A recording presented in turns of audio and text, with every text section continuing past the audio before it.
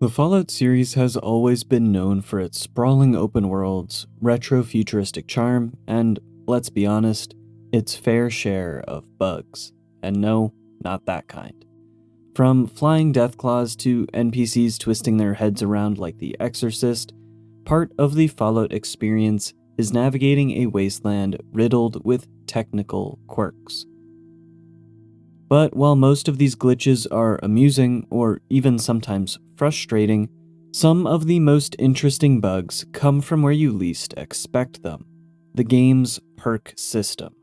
Today we'll dive into some of the most broken and bugged perks across the Fallout series. Let's get into it. Hey, real quick before we start the video, the Nort Discord is alive. It's free, it's chill, and it's the best way to contact me for any questions, video ideas, or if you really want me to see that silly meme you've made. The invite can be found in the description. Enjoy the video. Cheers. Puppies from Fallout 3. We're starting off today with one of the only broken perks Fallout 3 has seen. I know, even with the janky Gamebryo engine, Bethesda managed to QA test Fallout 3 pretty well. At least with the perks, that is. We're not going to talk about those dupe exploits or infinite money-making schemes, maybe another time. But the perk we'll be talking about right now is Broken Steel's Puppies perk. Puppies is a perk that was added in Broken Steel that essentially makes dog meat immortal. What it really does is make it so that if dog meat were to ever die in combat, or from an accident or whatever, a puppy of theirs can be found at Vault 101 and take their place. So it doesn't quite make dog meat actually invincible, but it essentially does, as there is no difference between dog meat and a puppy of dog meat. In fact, I actually think the puppy of dog meat is stronger. Now, let me be clear. Puppies itself is not a broken perk, but the way that the perk works and interacts with Fallout 3's party mechanics does allow for a cheeky exploit. Fallout 3 has a companion system that limits the lone wanderer to one human companion and one animal companion, of which only dog meat can fulfill. Normally this makes it so that at most, your traveling party is a maximum of 3 people: yourself, dog meat, and one other person.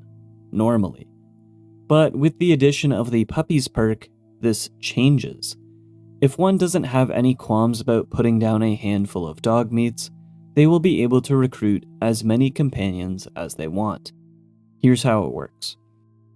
To start, you must make sure that you have the Puppies perk and dog meat and another companion part of your party. Then go find a different companion that you want to accompany on your adventure. In front of this new potential companion, put down dog meat. Don't worry too much, as soon a new puppy will spawn. But in the time between dog meat's death, after you get the notification, and a new puppy spawning, before you get that notification, a companion slot is left open. Recruit your new potential companion, then go find the puppy, and voila, now you have a party of 4. Easy peasy. Again, the perk itself isn't necessarily bugged, but it does open up the possibility for a unique exploit. Despite being called the Lone Wanderer, traveling the wasteland is definitely more fun with more friends. On to the next. In Shining Armor, Fallout New Vegas. This next perk is likely the most notorious example of a bugged or broken perk in Fallout. It is the infamous perk that don't work. In Shining Armor. In Shining Armor is a Fallout New Vegas perk that was added to the game in the Dead Money DLC. Its name is a reference to the phrase, a knight in shining armor. Though instead of a literal medieval knight, the perk art instead shows Vault Boy in metal armor, sunglasses, looking at himself in the mirror, while energy beams are ricocheting off his suit. It's pretty good perk art, and it fits thematically with what the perk does. The in-game perk description reads, "Beams reflect off the mirror-like finish of your gleaming armor. You gain an additional +5 damage threshold against energy weapons while wearing any metal armor, +2 while wearing reflective eyewear." While having some niche use cases, for any character that would normally wear metal armor or even power armor, some situational extra tanky stats are never a bad thing, especially if you do become an enemy of the Brotherhood of Steel, who almost exclusively use energy weapons. But still, there are a bunch of other affected armors that should provide the extra DT. Armors like the metal armor, of course, but also odd ones that you wouldn't really think of, like the radiation suit and the normally unobtainable legate armor. Though I wouldn't worry too much, as the In-Shining Armor perk actually doesn't do anything. That's right, taking the perk merely adds the perk to your perk list in your Pip-Boy, and that is it. It provides no bonus, no additional damage threshold, nada. But it's not for a lack of trying. A programming error during the implementation of the perk ensures that you will never get any benefit from it. Let me explain. So to start, as you might know, every weapon in New Vegas has an associated skill that goes with the weapon, and these are the same skills that you can increase every time you level up. You know, guns, melee weapons, explosives, energy weapons, and unarmed. Take note that some skill names are 2 words with weapons at the end. That's key. Next, how the perk works is that when you are attacked, the game checks that you're wearing the appropriate armor from the NV DLC 01 Armor vs. Beam Torso Form list. This is a list of armors that the perk affects. We went over a few of them already. Once that check is completed, it moves on to the skill type of the attacker's weapon. And what it checks for here is that the weapon skill type is energy. Notably, if we go into the function parameters of this condition, we can click the drop-down menu showing all the actor values, and 2 entries below is the energy weapons entry. And herein lies the problem. Despite saying so, the perk is actually unable to ever identify that you're being attacked by an enemy using a weapon with the skill type of energy weapons. Instead, checks if the enemy is using a weapon with the skill type of only energy, but not a single weapon in Fallout has the skill type of only energy. They're all energy weapons. Now you might be saying, how does this happen? Why would you ever have energy and energy weapons as 2 separate actor values? And, well, that's because energy has its own use case and actually has nothing to do with weapons at all. You see, energy is actually one of the many hidden values in-game that's used to describe and govern how an NPC will act. And in this case, energy determines how often an NPC will move to a new location when executing what's called a sandbox package. For clarity, a sandbox package is what allows certain NPCs to move around and interact with the world without being given a specific schedule. They can autonomously sleep, eat, talk with other NPCs, and so forth. It's quite neat, but that's neither here nor there. And so if we go back to In-Shining Armor, the end result is that the perk doesn't actually work because of a programming error. It makes a check that is impossible to have the proper outcome, leading to the perk doing absolutely nothing. And maybe the most interesting thing about In-Shining Armor is that the fix for it is quite simple and quick. Go through all the steps shown before, change the function parameters to the appropriate actor value, energy weapons, and push the change to live. Eventually, this change was made in the J. Sawyer mod, an unofficial patch made by New Vegas project director Joshua Sawyer. In addition to several bug fixes, the J. Sawyer mod also changed the difficulty and several core mechanics to better reflect the vision of what New Vegas was supposed to be, a more challenging wasteland adventure. To close out this entry, I do hope I didn't bore you with all the technical mumbo-jumbo.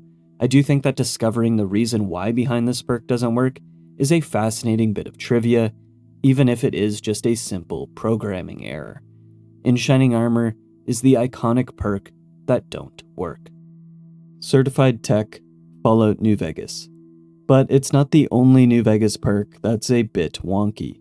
Certified Tech is a New Vegas perk that was added in the Lonesome Road DLC. The in-game description for the perk reads, "Your knowledge of robotic components allows you to break them more easily and salvage their mechanical corpses. You have a plus 25% chance to score critical hits against robots, and you'll find more useful components on the robots you destroy. It's actually a pretty sweet perk. New Vegas has a bunch of robotic enemies, especially in the Old World Blues DLC, so getting some extra DPS and loot makes it quite good. You can even use the extra fission batteries from the robotic enemies to create more energy cells at a workbench, or selling the excess junk is a great way to accumulate wealth, so it's not a bad perk for the New Vegas endgame. However, that would be the case if certified tech wasn't broken. I have good news and bad news. The good news is that the extra scrap from robots does work. You can still sell junk and craft energy cells, so that's good. The bad news is that the extra critical chance against robots is moot in 99% of situations, and that's once again due to a programming error. But I will say that this error is more forgivable, in my opinion. Again, if we pop open the GEC like before and find certified tech, we can take a glimpse into the reasons why the perk doesn't work in the way it's intended to. You can see in the first part of the perk entry that the perk adds a value to your critical hit chance, but instead of 25, that value is 0.25. Now, I think this is an easy mistake to make, and it all comes down to the units used. Many times, games use the number 1 to represent the base value of something. For example, your base walking speed is 1, and any modifiers to your walking speed will be multiplied by 1 plus a decimal number representing that modifier. If you gain 10% move speed, for example, your base move speed is being multiplied by 1.10, and so forth. But in this case, like all other perks and traits, the critical hit chance is already being calculated in terms of percentages. So adding a value of 0.25 isn't adding 25% as one might expect. It's literally adding 0.25% to your critical hit chance. And because critical hit chance in New Vegas gets rounded to the nearest whole number, many times this 0.25% increase gets rounded down to a 0% increase. But this isn't always the case. I mean, sometimes in very, very, very niche situations, this 0.25% can actually be rounded up to a 1% increase. Again, let me explain. So every weapon in New Vegas has its own critical percent multiplier. This number is multiplied by your base critical hit chance to provide the percent chance of actually scoring a critical with that specific weapon. For many weapons, this number is a 1 times or a 0.5 times multiplier. So if you have only 10 luck providing a 10% critical chance, these weapons will have a 10% chance of scoring a critical hit, or a 5% chance of scoring a critical hit, respectively. If we add in the certified tech 0.25% increase, this makes it a 10.25% chance of scoring a critical hit, rounding down to 10%, or a 5.25% chance, again rounding down to 5%, making certified tech essentially give a 0% increase. I don't really know why I say increase, it just is 0%. There's no real increase or decrease when you add 0. But on certain weapons that don't have a 1 times or a 0.5 times crit multi, say the silenced 22 SMG's 0.23 times crit multi, this will make certified tech have a 1% increase. Again, with 10 luck and no certified tech, the silenced 22 SMG has a 2.3% chance to score a critical hit, rounding down to 2. But with certified tech's 0.25% increased critical chance, however, this makes the weapon's chance to crit 2.55%, rounding up to 3%, essentially giving it a full 1% extra chance to score a critical hit. Now, is the silenced 22 SMG a good weapon to use against robots? No. Does this redeem the perk at all? No, not in the slightest. Is it worth taking certified tech? Maybe, but there's probably something better to take at level 40 that would help you much more. Again, like in Shining Armor, certified tech was fixed by the unofficial Jay Sawyer mod, but for everyone else, certified tech remains certifiably broken. On to the next. Pain Train, Fallout 4. Let me just start by saying that every other perk in today's video will be from Fallout 4. See, it's not only New Vegas that had a slew of bugs or broken perks. Fallout 4 had a bunch too. The first being Pain Train. Pain Train is a strength-based perk in Fallout 4, requiring a strength of 10. The in-game description reads, "Choo choo, all aboard. While wearing power armor, sprinting into enemies hurts and staggers them. Robots and oversized enemies are immune to the stagger." The perk turns you into Derrick Henry, allowing you to truck, damage, and stagger enemies when you sprint into them while wearing power armor. As someone that doesn't use power armor all too often in Fallout 4, and as someone that doesn't primarily make strength-based builds, I can't speak to the effectiveness of this perk. However, it has plenty of flavor and is definitely on the cooler side of Fallout perks. Well, that would be the case if it consistently worked. For one reason or another, the perk can just stop working. You'll have it assigned, you'll see it in your Pip-Boy perks list, you'll see it selected in your perk chart, but it just won't work. You'll be wearing power armor and sprinting into enemies, and it just won't do its thing. It's very bizarre. Some speculate that this loss of the perk's effect is caused by a long-time known bug called the Ability Condition bug, or Active Effect Time in Precision bug. This bug causes long-lasting effects, like the Pain Train perk, to stop reprocessing their conditions after enough time has passed, making it so that the effect will just stop working. And this even works for effects that do not have a duration, like Pain Train. As it's a perk that you either have or don't have, you should always have the Pain Train ability active. But the Ability Condition bug prevents this. It's a weird bug that has been in Skyrim, and it's a bug that has seemed to have found its way into Fallout 4. I'll do my best to explain the bug further, but fair warning, it's gonna sound really technical and might not make much sense. I mean, I don't even fully understand it, but that's life sometimes. Anyway, the game reprocesses inactive effects conditions every so often. It does so when a certain formula involving the effect's elapsed time, interval, and frame time is calculated to be true.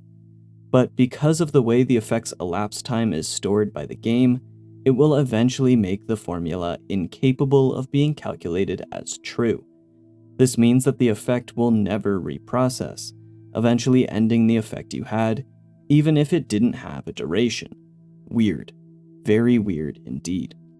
But there is a workaround if you have access to console commands, and that workaround is to just remove the perk and add it back. It's a pain for sure, but if you really want to be the Pain Train, you gotta work for it, you know? Let's move on to the next perk. Robotics Expert, Fallout 4. Now, this is a perk that I actually use quite often. Robotics Expert is an intelligence-based perk in Fallout 4, requiring an intelligence of 8 to acquire. The in-game description reads, "Machines will always serve humans if you have anything to say about it. Hack a robot, and gain a chance to power it on or off, or initiate a self-destruct. The perk allows you to hack into robots, allowing you to turn it off, make it self-destruct, or at higher ranks, frenzying it or giving it commands as if it were a companion. There's something cool about being a hacking wizard, able to control any robot at will, almost as if you were the mechanist yourself. It sounds quite strong, eh? Well, at one point in time, it was even stronger. At launch, the perk had a really strange interaction with scoped weapons. If one were to aim down sights, they would be able to hack any robot in sight. The animation of pulling up the Pip-Boy and plugging the cable in would play, making the whole operation look quite a bit silly. Eventually though, this bug was patched a handful of months after the game's launch.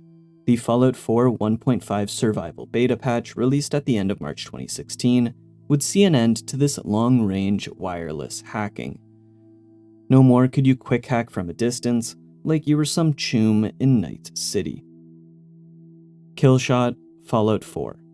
Unlike every other perk we've gone over today, our final broken perk isn't one you can normally acquire from leveling up, and that is Killshot. Killshot is MacCready's companion perk, acquired after reaching his maximum affinity and completing his personal quest, Long Road Ahead. Killshot gives the player 20% increased accuracy for headshots in VATS. It's pretty good, but believe it or not, at one point, it was better. And I mean much, much better. On launch, Killshot wouldn't just increase your headshot accuracy by 20%, it would actually make it 95%. Always, no matter the range. As long as you could target someone in VATS, Killshot would provide a 95% headshot chance. The perk effect text wouldn't change, but for one reason or another, instead of granting 20% more accuracy, it would always grant the maximum. This was quite clearly a bug. Just like certified tech, it turned out that Killshot's implementation also had an error involving percentages. Thanks to a typo, instead of providing 20% increased accuracy, it actually gave 2000% increased accuracy, making it so that every headshot in VATS would always be at the maximum, 95%. And as you'd expect, this made Killshot quite clearly the best companion perk in the game, allowing you to accurately snipe anything from crazy distances in VATS. Combine this with other VATS-based perks, and you've easily got the best build in the entire game. But the overpowered nature of Killshot was short-lived. Patch 1.3 would be released on February 1st, 2016, changing the perk to how it was originally intended. No longer would Killshot grant 2000% increased VATS headshot accuracy, instead giving 20% as initially intended. Still strong, just not stupidly broken and OP anymore. I guess in a way, Killshot got killshotted. And thus wraps up some of the most bugged and broken perks in all of Fallout. Whether it's a perk that enables some crazy exploits, or one that doesn't do anything at all really, the world of Fallout is home to more than just giant mutant bugs. It's also home to bugs of the technical kind. That's all from me today, folks. If you like the video, be sure to share and subscribe. What are some other infamous bugged perks? Join the Discord. Have a good rest of your day. Cheers. One of these wackos seems to be assisted by robots, and the other by mutated bugs.